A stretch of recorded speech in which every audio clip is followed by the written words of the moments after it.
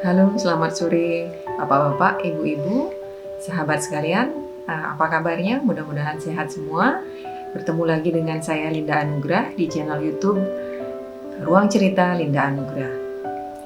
Seperti namanya, Ruang Cerita, di sini kita akan menggali lebih dalam tentang cerita-cerita kehidupan yang terjadi pada orang-orang di sekitar kita yang akan kita ambil hikmahnya, pelajarannya untuk memotivasi kehidupan kita sendiri. Kesucian bagi seorang wanita adalah harta yang paling berharga. Semua wanita ingin mempersembahkan hartanya yang paling berharga itu kepada suami tercintanya dalam mahligai rumah tangga. Tapi perjalanan nasib seseorang tidak selalu beruntung. Ada yang kadang-kadang kesuciannya direnggut secara paksa, bahkan oleh orang yang seharusnya melindunginya. Tamu kita kali ini pernah mengalami kejadian kelam dalam hidupnya yang sampai membuahkan janin tak berdosa di dalam rahimnya. Tapi saat ini dia telah bangkit, bahkan berbahagia bersama putranya tercinta. Dan yang lebih hebatnya lagi, sebentar lagi dia akan lulus dari tempat kuliahnya dan akan menjadi sarjana. Bagaimana kisah yang dialaminya, kita akan tanyakan langsung kepada yang bersangkutan. Baik adik, saya akan bertanya, bisa dijawab dengan sejujurnya. Kita tidak sedang ingin mengorek luka lama yang terjadi, tapi ingin mendapat hikmah dari apa yang adik alami, ya. Boleh diceritakan sedikit? Apakah masa kecil Anda bahagia? Masa kecil kelam ya. Sejak kecil tinggal sama orang tua. Sejak kecil ditinggal orang tua, orang ibu atau ayah? Ibunya. Ibunya. Ditinggal kemana kalau boleh tahu? Tinggal kerja. Ditinggal kerja. Jadi Anda dibesarkan oleh siapa? Sama kakek nenek. Jadi dari kecil sudah tinggal dengan kakek nenek. Di rumah yang berbeda dengan ibu kandung. Kemudian bagaimana kondisi orang tua kandung Anda? Ibu dan ayah kandung apakah bersatu? Tidak lain. Tidak.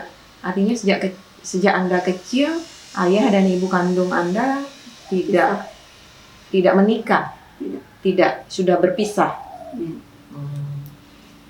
Kemudian berarti sejak kecil begitu Anda lahir sudah langsung tinggal dengan Nenek sama kakek. Dengan nenek sama kakek. Okay. Kemudian mulai usia berapa Anda tinggal dengan orang tua kandung? Usia 5 tahunan. 5 tahunan. Baru diambil. Dan tinggal dengan Orang ibu sama ayah. Ayah kandung dan ibu tiri. Okay. Sejak tinggal dengan ayah kandung dan ibu tiri, apakah Anda diperlakukan dengan baik? Baik. Baik. Ibu tiri Anda baik juga? Baik. Baik, menyayangi Anda sama dengan, apakah ada adik tiri? Ada. Ada ya. Kemudian perlakuannya ke Anda dan ke adik-adik tiri bagaimana?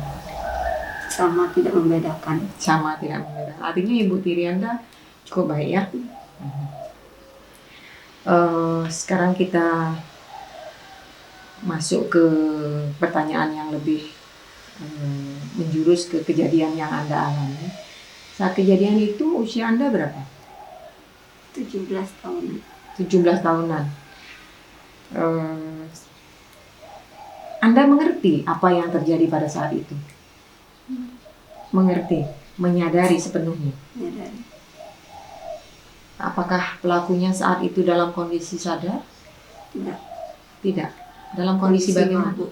Dalam kondisi mabuk. Ya. Artinya mabuk parah apa? Mabuk parah. Mabuk parah sekali. Saat itu Anda sedang sendirian atau ada orang lain? Sendirian. Sendirian. Ibu lagi keluar. Ibu sedang keluar, Anda di rumah sendiri. Kemudian setelah kejadian itu, apakah Anda langsung merasakan perubahan yang terjadi di diri Anda? Merasakan, menyadari. dan paham apa yang terjadi itu. Kalau boleh saya tanya, ini boleh dijawab, boleh tidak. Berapa kali kejadian itu terjadi? Satu kali. Satu kali saja, dan itu pun dalam kondisi mabuk. Iya.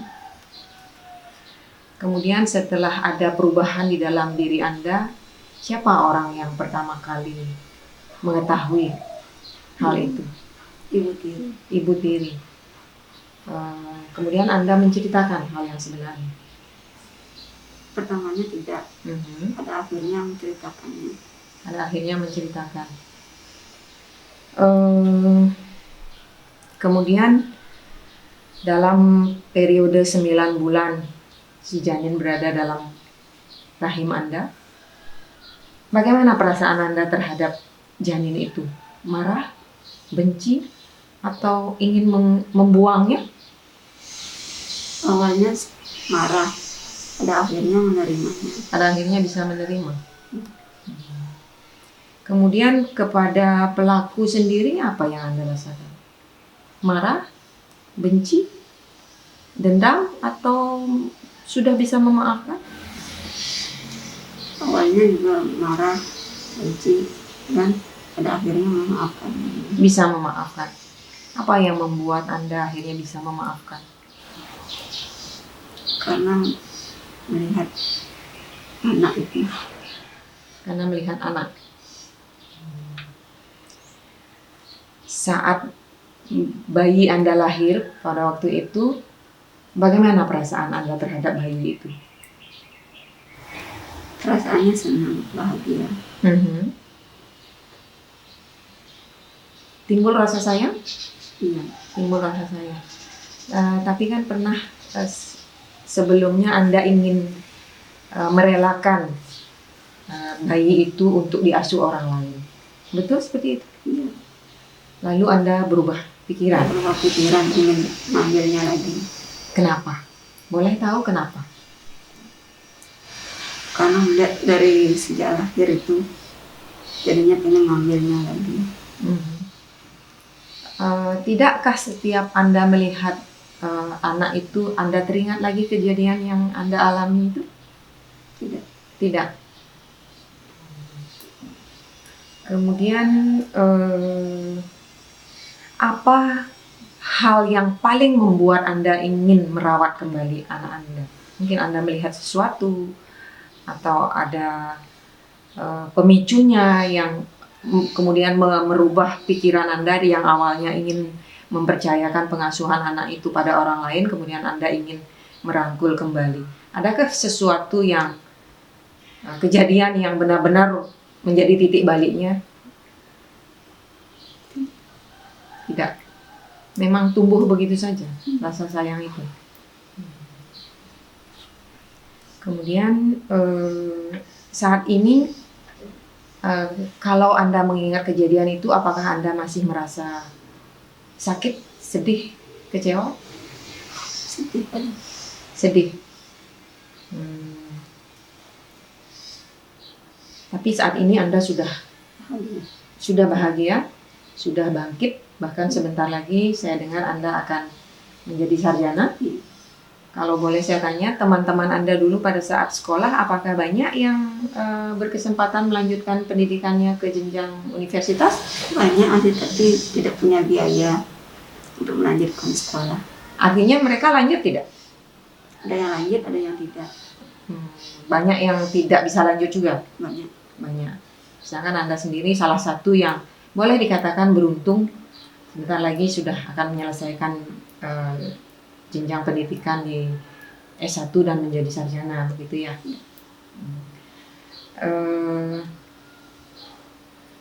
Oke. Apa harapan Anda ke depan bersama si kecil? Ingin menata hidup yang lebih baik lagi. Ingin menata hidup yang lebih baik lagi.